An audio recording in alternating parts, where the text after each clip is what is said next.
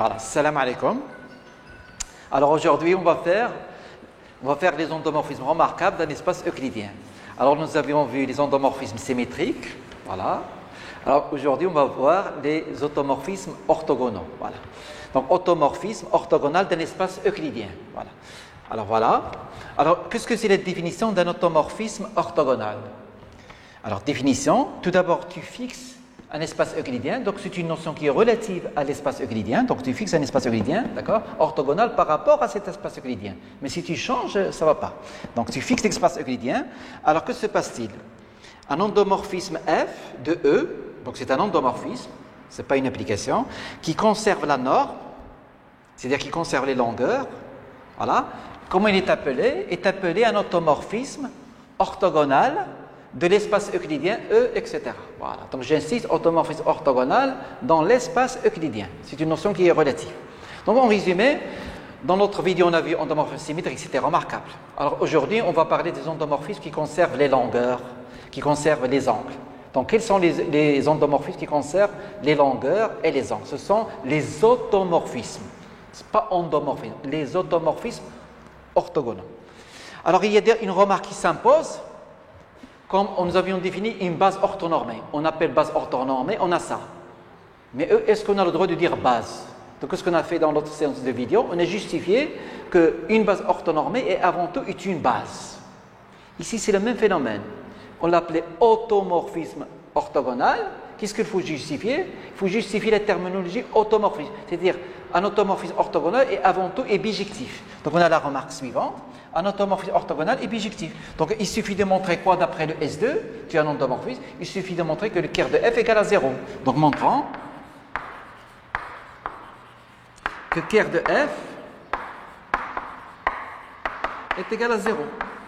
Regardez l'avantage de S2. Bijectif, c'est égal à quoi? C'est égal à injectif, c'est égal à surjectif. Voilà. Ici, est-ce que surjectif, ça marche? C'est impossible. Qu'est-ce que ça marche? Injectif. Donc, pour montrer bijectif, astuce, on montre qu'il est injectif, c'est-à-dire kerr de F égale à 0. Donc, tu prends un x qui appartient à kerr de F. Donc, celui-là équivaut à f de x égale à 0. Tu passes à la norme. Tu as la norme de f de x est égale à la norme de 0, c'est 0. Et qu'est-ce que c'est un automorphisme orthogonal? C'est un endomorphisme qui conserve la norme. C'est-à-dire, ça, c'est égal à quoi? C'est égal à la norme de x.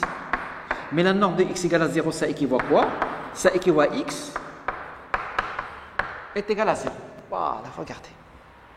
Vous trouverez dans des livres, parfois ils disent dans les livres, ils disent on appelle endomorphisme orthogonal. Alors vraiment ça ne va pas. Pourquoi ça ne va pas? Parce que la projection orthogonale est un endomorphisme, mais ce n'est pas un automorphisme orthogonal, car il n'est pas bijectif. La projection orthogonale, sauf dans le cas évident, l'identité, d'accord? La projection orthogonale, en général, il n'est pas bijectif. Mais c'est un endomorphisme et qui s'appelle, comment il s'appelle? Ça s'appelle projection orthogonale. Donc la projection orthogonale n'est pas un automorphisme orthogonal. Donc il ne faut pas l'appeler endomorphisme orthogonal. Ça va créer des confusions avec la projection orthogonale qui n'est pas un automorphisme orthogonal. Donc il faut l'appeler automorphisme orthogonal. Voilà. Le français est important. Alors maintenant, le couple ça, comment on note O de E? Qu'est-ce que c'est O de E? On note E de E, l'ensemble des automorphismes orthogonaux d'un espace euclidien. Donc c'est une notion relative. Alors ça, c'est un groupe. Quand tu limites de la composition, c'est un groupe. C'est évident, d'accord? L'identité, il appartient. C'est évident, l'identité conserve la norme. Si tu prends F ou G, deux automorphismes orthogonaux, d'accord? Tu fais ça, c'est égal à F de G de X. Donc c'est égal à la norme de G de X, c'est égal à la norme de X. C'est évident. La composée, il appartient. Et ici, et F-1, elle est également un automorphisme orthogonal. Pourquoi? Car ici, les notations sont muettes. Un automorphisme orthogonal, il conserve quoi? Il conserve la norme. Donc si tu choisis X égale à F-N de Y, qu'est-ce que tu vas obtenir? Tu vas obtenir que F-1 est également un automorphisme. Donc, en résumé, ça, muni de la composition, est un groupe appelé groupe orthogonal. Voilà. Alors maintenant, comme exemple, alors là, c'est les souvenirs du lycée. C'est quoi automorphisme orthogonal? C'est la généralisation des rotations, des symétries, etc. Donc, c'est le lycée. Donc dans le lycée, qu'est-ce que vous avez vu? Exemple.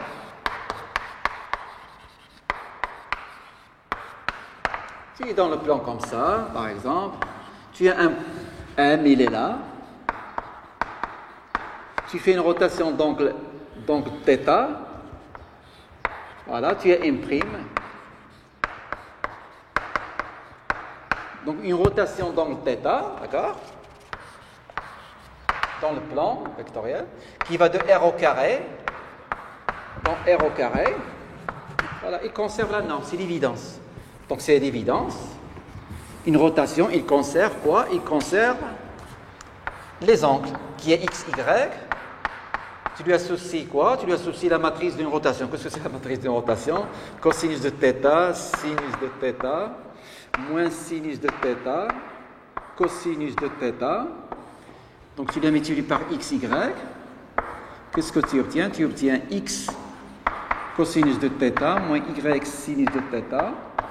Ici, x sinus de θ, x sinus de θ, plus y cosinus de θ. Voilà. Et tu peux les vérifier par le calcul. Tu calcules la norme de ça. Alors, quand tu calcules la norme de ça, tu peux les vérifier par le calcul. R de θ de xy. Euclidien, c'est égal à quoi? Regardez. Il conserve la norme euclidienne. Donc, c'est égal à combien? L'image c'est ici, c'est égal au carré x cosinus de θ moins y sinus de θ au carré plus x sinus de θ moins y cosinus de θ. Le tout au carré. Tu prends l'image, tu calcules sa norme euclidienne, c'est égal à ça. Donc c'est scolaire. Et ça vaut combien? Identité remarquable, c'est égal à combien? C'est égal à x au carré, cosinus au carré de θ, plus sinus au carré de θ, plus y au carré, cosinus au carré de θ, plus sinus au carré de θ, qui est égal à x au carré, plus y au carré, qui est égal à la norme euclidienne du plan. Voilà. Voilà, les souvenirs. Alors maintenant, les souvenirs, ils sont terminés. Voilà. Alors, qu'est-ce qu'on va faire? On va donner une deuxième définition, un automorphisme orthogonal. Qu'est-ce que c'est un automorphisme orthogonal? A priori, c'est un automorphisme qui conserve les longueurs. Il conserve quoi? Les longueurs. Alors, un automorphisme orthogonal, il conserve également les angles. Il conserve également les angles. Que veut dire il conserve les angles? C'est-à-dire, tu as x, y comme ça, les images qui sont, les angles, ça reste la même chose. Donc, alors on a, proposition 1,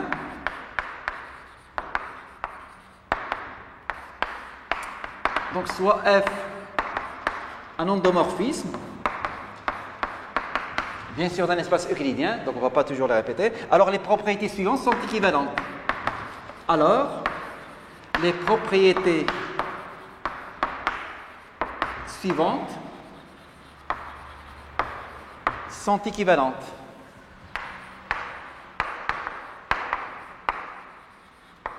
C'est quoi?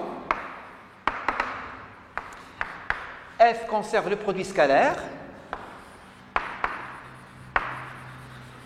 F conserve le produit scalaire.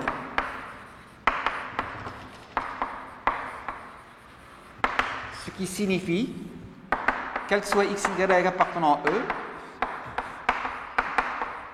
le produit scalaire de f de x, f de y, est égal au produit scalaire de x, y. Et la deuxième chose, f conserve la norme. Que veut dire ça? Ça veut dire que quel que soit x appartenant à E, la norme de f de x est égale à la norme de x. Notez la démarche. Comme définition automorphisme orthogonale, on adopte quoi? Conserve la norme. Et là, il faut qu'il y ait une demi-heure à justifier pourquoi tu choisis. Tu commences par conserver. Il faut une demi-heure. Pédagogie pour le justifier. Et qu'est-ce que tu fais ensuite? Tu dis conserve produit scalaire, c'est la même chose, conserve la norme. Voilà. Mais à condition que f soit un endomorphisme. Alors, on va montrer tout d'abord ça. Il ne faut pas croire que c'est un hasard. On commence par conserve la norme et puis on passe conserve produit scalaire. On dit c'est la même chose. Donc il y a toute une récitation qui justifie cette démarche. Alors on va faire la preuve tout d'abord. Alors quelle est l'implication évidente? L'implication évidente, c'est 1 implique 2. Donc je commence toujours par la chose qui est évidente. S'il conserve le produit scalaire, si je choisis y égale à x, que veut dire conserve produit scalaire? J'ai ça.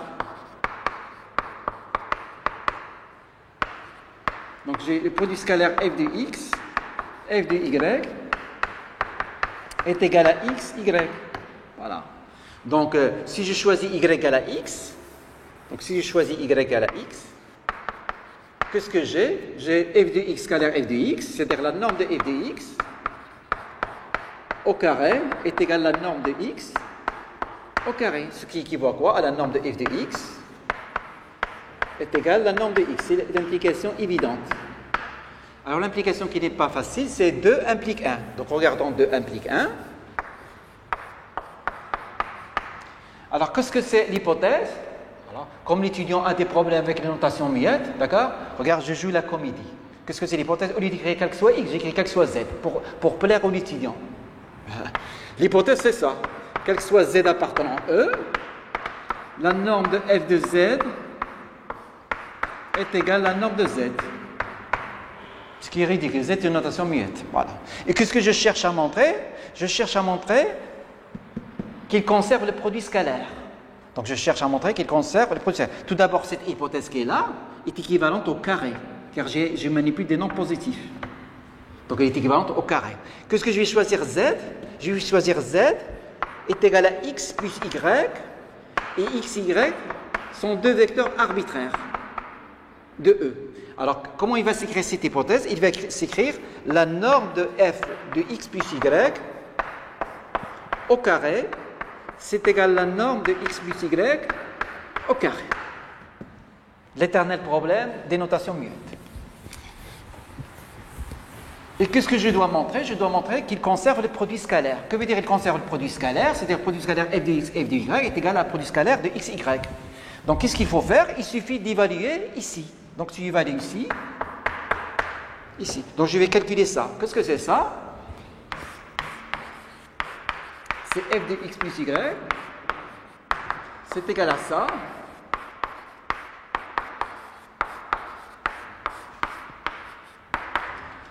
Tu distingues les 2 cas.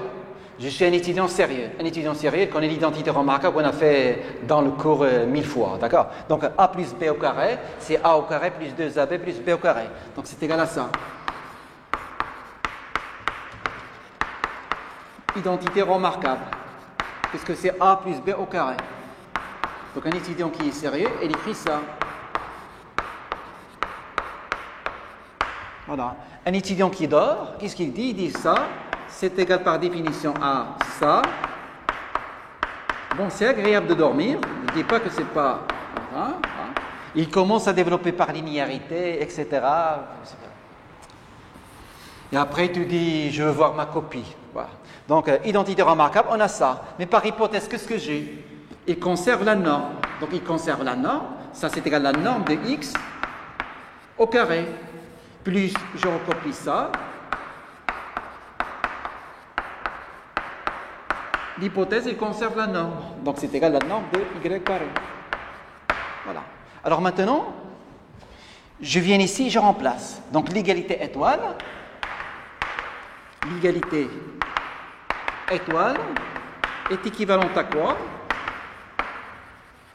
Est équivalente à... Donc, je recopie. C'est équivalent à la norme de x au carré plus 2 fois le produit scalaire f de x f de y plus la norme de y au carré est égal à ça.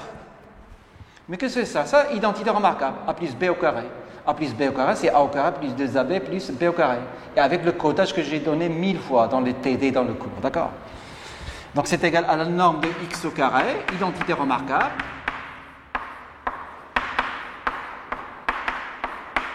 Donc, c'est égal à ça. Alors, maintenant, tu compares et tu simplifies. Qu'est-ce qu'il te reste? Il te reste ça. Donc quand tu simplifies avec 2, qu'est-ce que tu récupères? Tu récupères que le produit scalaire de f de x, f de y, est égal au produit scalaire de xy. Voilà. Donc, voilà, on a démontré l'équivalence. Maintenant, pour un étudiant qui est brillant, d'accord, il n'est pas interdit de faire les remarques suivantes. Qu'est-ce qu'on vient de montrer? Conserve la norme, conserve le produit scalaire. C'est la même chose, conserve la norme.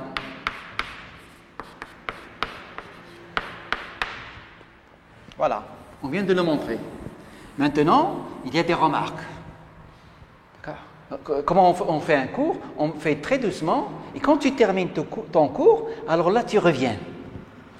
Tu dis, dans la proposition, l'hypothèse f est un endomorphisme linéaire et inutile. Pourquoi? Car toute application qui conserve le produit scalaire est automatiquement linéaire. Et tu la montres. Regarde. Voilà. Une chose, une application qui conserve la norme n'est pas nécessairement linéaire. Donc, dans la définition d'introduction, de l'automorphisme orthogonal, l'hypothèse f est un endomorphisme est une hypothèse essentielle. D'accord? Il faut bien faire soit f un endomorphisme qui conserve la norme, il est appelé automorphisme orthogonal. Par contre, ici, non. Une application qui conserve le produit scalaire est automatiquement linéaire. Ici, il n'est pas linéaire. Tu prends le cas évident, tu prends un espace euclidien, et tu prends une application qui est x, associe la norme de x, et tu choisis un vecteur unitaire. Cette application, bien sûr, elle conserve, tu choisis une dimension de E plus grand que 2. L'application qui est x associée la norme de x avec W, qu'est-ce que c'est W, un vecteur unitaire? Ça, manifestement, il conserve la norme. Pourquoi? Car celui-là est unitaire. Tu as manifestement la norme de f de x est égale à la norme de x. Mais question, est-ce qu'une telle application est linéaire? Elle n'est pas linéaire, parce que la dimension de E est plus grand que 2. Donc voilà un exemple d'application qui conserve la norme, mais n'est pas linéaire. Mais une application qui conserve le produit scalaire est automatiquement linéaire. Voilà. Donc ce sont des remarques pour un étudiant brillant qui fait à la fin de son cours. Quand il termine son cours, il revient.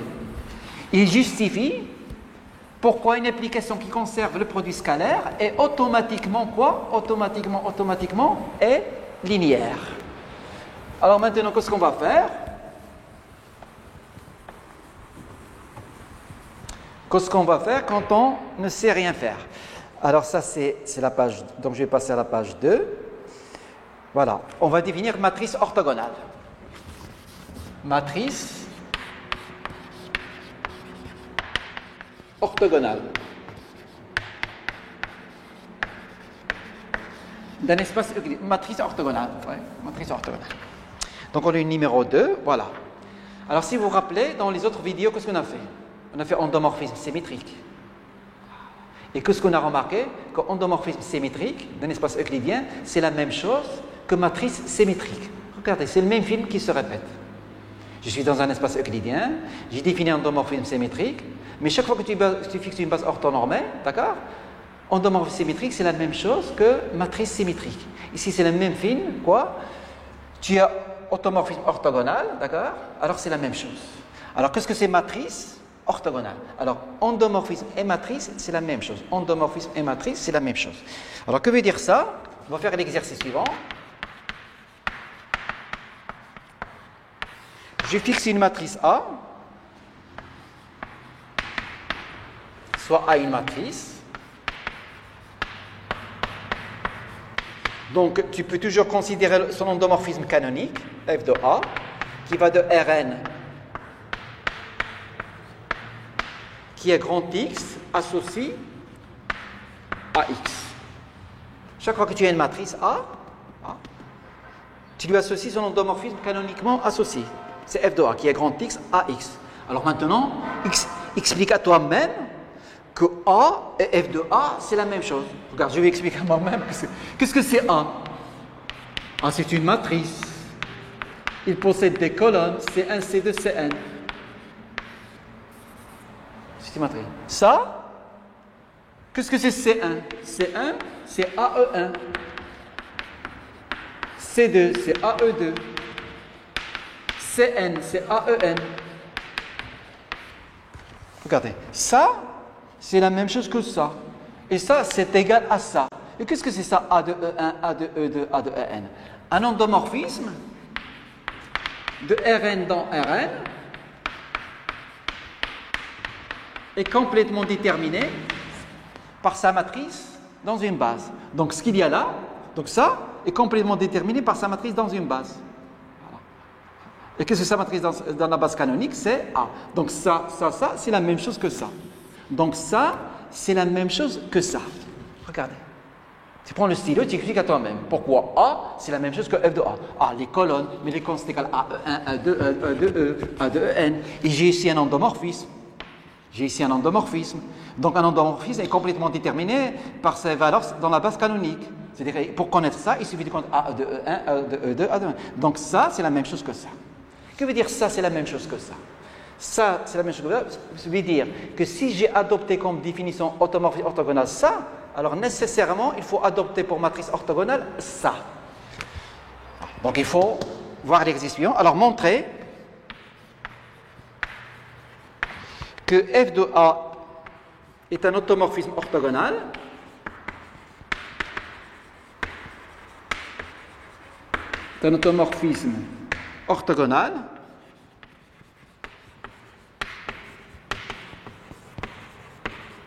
si et seulement si, qu'est-ce que j'ai? Si et seulement si transposé de A fois A égale l'identité. Donc il n'y a pas de liberté dans les définitions, il n'y a pas de je suis libre. J'appelle base orthonormée là. Si tu dis qu'un automorphisme est orthogonal, c'est terminé. Une matrice c'est la même chose que ça, automatiquement pour les matrices, tu as la même loi. D'accord? Il n'y a pas de liberté. En algèbre linéaire, il y a parfois la dictature. Alors, qu'est-ce que c'est la dictature? C'est-à-dire, chaque fois que tu adoptes une définition pour ça, et comme ils sont égaux, les autres, la même chose. Alors, exercice. C'est un exercice de cours, soit A, etc. Montrer que f de A est un automorphisme orthogonal. Alors, que veut dire f de A est un automorphisme orthogonal? C'est-à-dire, que veut dire f de A?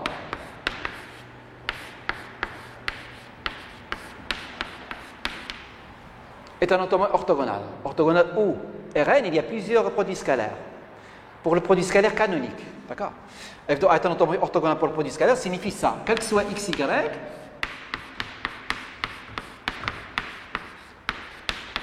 qu'est-ce que j'ai? J'ai le produit scalaire f de A x, f de A y, canonique, c'est égal produit scalaire x, y, canonique. Regardez comment je récite. Je récite. F de A est un automorphisme orthogonal dans Rn canonique, ça équivaut à ça. Quel que soit x, y, j'ai ça. Mais qu'est-ce que c'est ça et qu'est-ce que c'est ça? Et qu'est-ce que c'est le produit scalaire canonique de Rn? Alors là, hein, c'est l'éternel problème des notations muettes. Le produit scalaire canonique, c'est ça.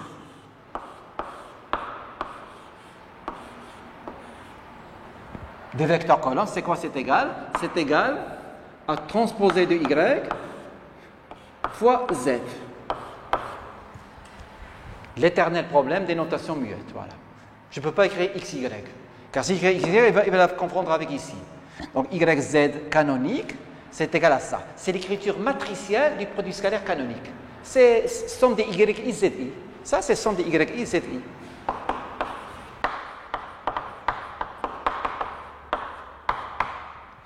Donc, qu'est-ce que c'est f de A de x? C'est AX, AY, et je récite la définition matricielle des produits scalaires. Qu'est-ce que c'est la définition matricielle des produits scalaires? Ça vaut combien? Ça vaut transposer de AX fois AY est égal à quoi? Est égal à transposer de x fois y. Ici, j'utilise les propriétés de la transposée de produits. C'est égal donc à quel que soit x, y, transposé de x,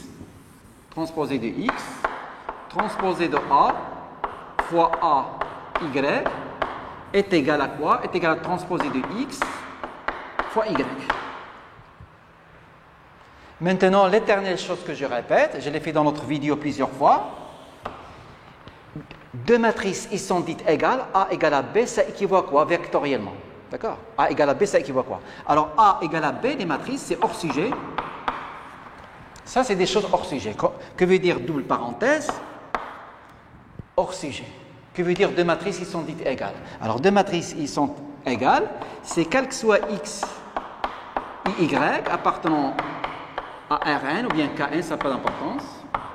Donc, c'est hors sujet. Qu'est-ce que j'ai? J'ai transposé de X à Y. C'est égal à transposé de X, BY. Ça, c'est hors sujet. La traduction vectorielle de l'égalité de deux matrices. On a fait ça dans les autres vidéos, d'accord? Il faut connaître les petites choses. Voilà.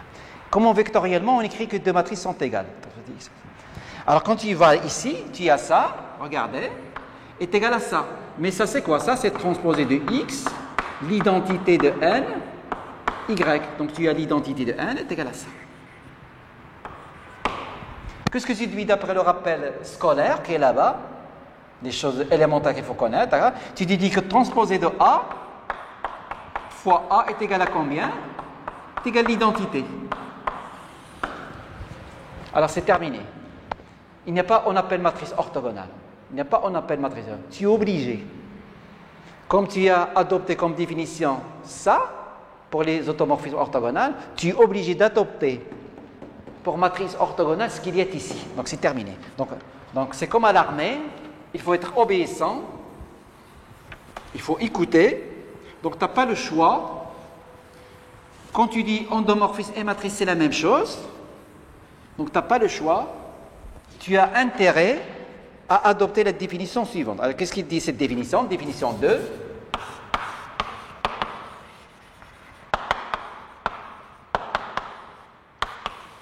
Une matrice A à coefficient réel est dite orthogonale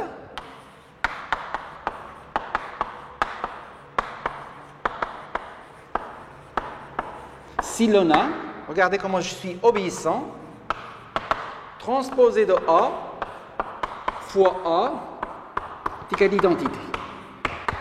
C'est terminé. Voilà. Donc il faut être obéissant. Alors qu'est-ce que c'est ONR?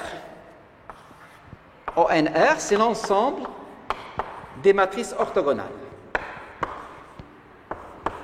Ensemble des matrices orthogonales de R. Alors voilà, donc ça c'est terminé, je les jette ici. Alors heureusement, il y a la remarque suivante qui soulage. Donc pour vous soulager, il y a la remarque suivante. Qu'est-ce qu'il dit cette remarque? Il dit, c'est pas la peine de se casser la tête. Heureusement, il y a le S2. Donc si tu remarques sur la définition d'une matrice orthogonale, donc il y a le S2 qui sauve la situation. Donc le S2 il va sauver la situation. Qu'est-ce qu'il va dire le S2? Il va te dire les propriétés suivantes sont équivalentes. Les propriétés suivantes sont équivalentes.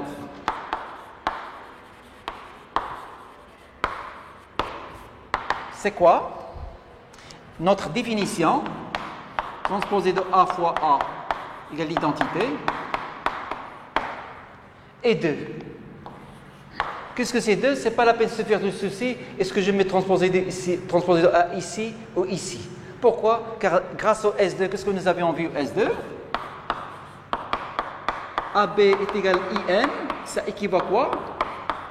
AB fois A est égal à IN. Regardez le S2, il sauve la situation. Dans le S2, AB est égal à IN, ça équivaut à AB est égal à IN, ça équivaut à AB égal à ça. Donc, ce n'est pas la peine de se faire des soucis, je vais le mettre ici ou ici, monsieur. Tu le mets où tu veux, monsieur. C'est juste. Alors, qu'est-ce qu'il nous dit le S2? Ouais. Ça équivaut à ça, ça équivaut à ça, et ça équivaut à A est inversible. Et A-1, c'est quoi?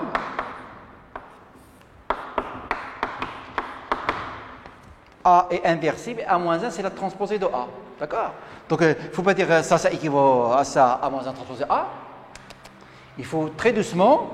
Une matrice est orthogonale, c'est une matrice inversible. Et qu'est-ce que c'est ça? Tu fais comme ça. Et tu te poses la question, est-ce que l'inverse d'une matrice est facile? Est-ce que l'inverse d'une matrice est facile? Est-ce que l'inverse d'une matrice est facile? C'est très difficile. Le S2, d'accord? Pour une matrice orthogonale, c'est quoi? C'est la transposée de A. C'est comme si tu es chez l'opticien. Tu fais comme ça, c'est difficile l'inverse d'une matrice. Et pour une matrice orthogonale, il y a quoi? C'est la transposée de A, c'est facile. Donc une matrice orthogonale, l'inverse, c'est facile. C'est comme ça qu'il faut lire. C'est comme tu rentres tu regardes une plaque, interdit de fumer. Il faut distinguer entre interdit de fumer dans une centrale nucléaire, interdit de fumer dans un jardin, interdit de fumer, c'est pas interdit de fumer, interdit de fumer. A-1, qui est difficile, il vaut combien? Il vaut transposer de A. Alors le S2, on continue avec notre S2. Qu'est-ce qu'il dit notre S2? 3, 4, qu'est-ce que c'est 4? 4, si on remarque sur ça, d'accord? A appartient à ONR, c'est une matrice orthogonale.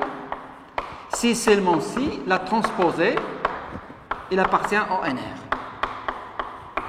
Voilà. C'est-à-dire, il confirme ça. A appartient est une matrice orthogonale, si seulement si sa transposée est une matrice orthogonale. C'est une conséquence triviale de ça. Voilà. Alors, qu'est-ce que c'est le quatrièmement? Ça, c'est le quatrièmement. Le cinquièmement. Donc, il ne faut pas se tromper des numéros. Cinquièmement, c'est quoi? C'est une remarque dans le TD.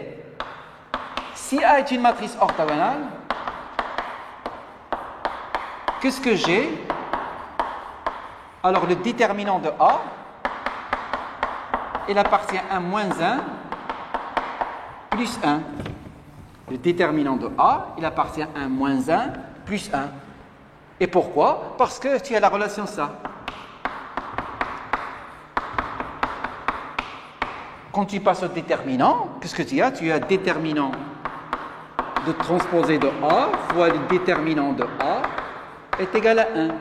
Mais le déterminant transposé de A, c'est le déterminant de A. Donc tu as déterminant de A au carré est égal à 1. Donc déterminant de A, il vaut 1 et -1. D'accord? Mais bien sûr, l'étudiant, qu'est-ce qu'il me dit le jour du contrôle?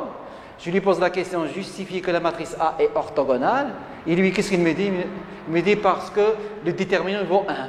Est-ce que moi, j'ai dit dans le cours que une matrice est orthogonale si seulement si son déterminant est égal à 1? Est-ce que moi, je l'ai dit au cours? Quand je ne dis pas quelque chose dans le cours, c'est que c'est faux. Imagine, il y a équivalence et moi, je dors. L'enseignant qui dort. Une matrice est orthogonale si seulement si son déterminant est égal à 1. Et moi, qu'est-ce que je fais? Je dors. Quand je dis alors, dans le cours ou dans le TD, cela veut dire que l'application réciproque est en général fausse et moi je n'ai pas le temps. Je ne vais pas faire 3 heures ici. D'accord? Tu prends la matrice comme ça. Et en plus, toi tu cherches le contre-exemple. Je ne suis pas obligé de donner le contre-exemple. Tu prends ça par exemple. Est-ce que ça c'est une matrice orthogonale? Ça c'est une matrice d'ordre 2 qui n'est pas orthogonale. Combien il vaut son déterminant? Il vaut 1. Donc il ne faut pas dire des choses que moi je n'ai pas dit. Voilà, donc ce sont des remarques. Alors ici, le déterminant, il vaut combien? Il vaut 1 et -1. Donc je vous pose la question, d'accord? Je vous pose la question et tu la marques avec le stylo, d'accord? Qu'est-ce que tu dis? Comment je connais sans faire aucun calcul? Est-ce que tu comprends en français? Sans faire aucun calcul. Sans faire aucun calcul. Que déterminant vaut 1 au -1. 1 au -1. Car dans les contrôles, parfois dans l'oral, il te donne une matrice d'ordre 4 avec des radicaux. Il te dit, justifie que c'est une matrice orthogonale. Et question piège, tu dis, monsieur, sans faire les calculs, dis-moi, son déterminant, est-ce que c'est 1 ou c'est -1? Sans faire aucun calcul. Il ne faut pas dire à partir de -1 plus 1. Mais il faut savoir comment détecter le signe. Donc on va faire ça dans l'exemple. Voilà. Alors qu'est-ce qu'il reste? Il reste à donner un critère pratique d'une matrice orthogonale. Comment dans la pratique on connaît qu'une matrice est orthogonale? Donc vous avez la proposition suivante qui caractérise une matrice orthogonale. Donc proposition 2.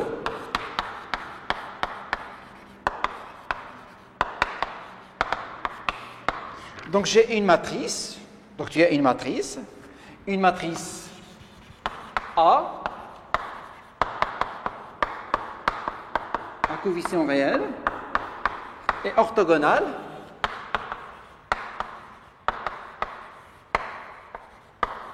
si seulement si, voilà, ces vecteurs colonnes, donc une matrice A tout d'abord, tu as une matrice A, tu peux la représenter par ces colonnes, c'est l'évidence.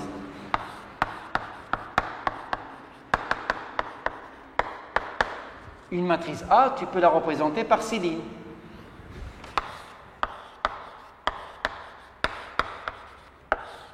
Puisque cette matrice-là est orthogonale, cela veut dire que ça, ce qu'il y a là, regardez, ça c'est une base orthonormée. C'est seulement si quoi? J'ai C1, Cn est une base orthonormée, C1, C2 ou L1, ce que tu veux, tu choisis ce que tu veux.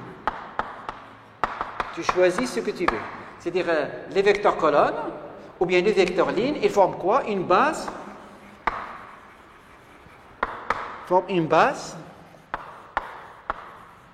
orthonormée de l'espace euclidien canonique. Donc vous avez un critère très pratique qu'il faut connaître par cœur. Donc tu as une matrice, question, comment je vais savoir qu'il est orthogonal? C'est très facile. Tu considères ces vecteurs colonnes et tu montres quoi? Tu montres qu'ils forment une base orthonormée de Rn. Ou bien, tu choisis ces vecteurs lignes et tu montres que ces vecteurs lignes, qu'est-ce qu'ils font? Ils forment une base orthonormée de Rn canonique. Voilà. Alors la preuve de ça, regardez la preuve de ça. Tout d'abord, je choisis, est-ce que je vais montrer colonne ou ligne? Donc moi, je vais choisir colonne.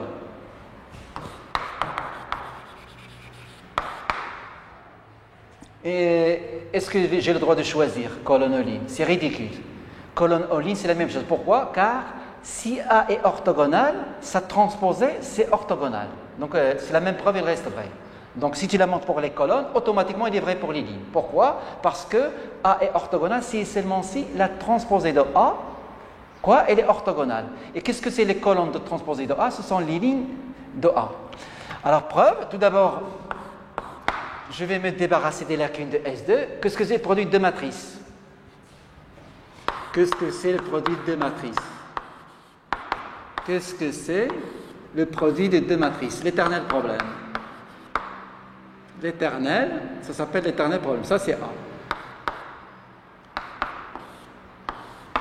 Comment j'obtiens le produit de deux matrices? Qu'est-ce que je fais? Je considère la ième ligne et la jième colonne. Et le coefficient qui se trouve là, c'est quoi? Dans la pratique, comment on le trouve? Il vaut combien? Voilà. Donc, A fois B, le coefficient qui se trouve dans le rang IJ, c'est quoi? Regardez. C'est le produit scalaire de la ième ligne par la jième colonne de B. Regardez, je mets